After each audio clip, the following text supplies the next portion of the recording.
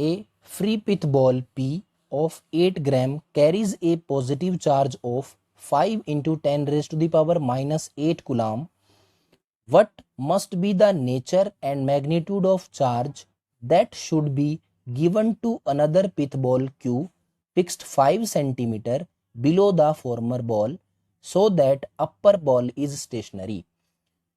यहाँ पे हमें एक P बॉल दे रखी है, ये P बॉल है जिसका मास दे रखा है 8 ग्राम और इसके ऊपर चार्ज दे रखा है 5 into 10 raised to the power minus 8 coulomb. Okay, and also another ball that is Q ball दे रखी है आपको, that is 5 सेंटीमीटर बिलो. इस P बॉल से ये जो Q बॉल है वो 5 सेंटीमीटर बिलो है. ओके, तो हमें क्या फाइंड आउट करना है, इस Q बॉल पे कितना चार्ज होगा और क्या इस चार्ज का नेचर होगा. मीन्स ये पॉजिटिव चार्ज होगा या नेगेटिव चार्ज होगा, but the condition is that upper ball must be stationary. Upper ball stationary होनी चाहिए, अपर बॉल रेस्ट में होनी चाहिए. तो क्या होगा, ये जो P बॉल है उसका मास है 8 ग्राम, तो ऑब्वियसली डाउनवर्ड डायरेक्शन में एक फोर्स लगेगा that is mg due to gravity. Due to gravity, इस फोर्स की वजह से ये बॉल क्या करेगी, डाउनवर्ड डायरेक्शन में आएगी. बट कंडीशन ये है कि ये बॉल रेस्ट में होनी चाहिए, ये नीचे नहीं आनी चाहिए.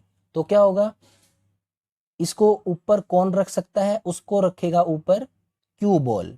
Q बॉल कैसे रखेगी, जब Q बॉल पे भी कैसा चार्ज हो, पॉजिटिव चार्ज, क्योंकि P पे पॉजिटिव चार्ज गिवन है ना.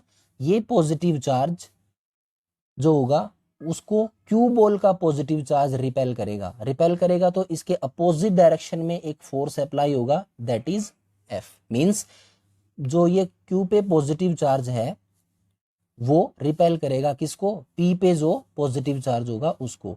तो यहाँ पर जब P बॉल स्टेशनरी हो जाएगी तो in the equilibrium condition, in equilibrium condition F will be equal to mg. तो ये F किसके इक्वल होगा, mg के इक्वल होगा, तभी P बॉल स्टेशनरी होगी, अदरवाइज ये स्टेशनरी नहीं होगी, अदरवाइज ये रेस्ट में नहीं होगी. तो F is equal to mg. What is this F ये कुलम्स लॉ के अकॉर्डिंग हम फोर्स लगा लेंगे. हम बोल सकते हैं इसको Coulombian force, electrostatic force apply होगा between the ball P and Q.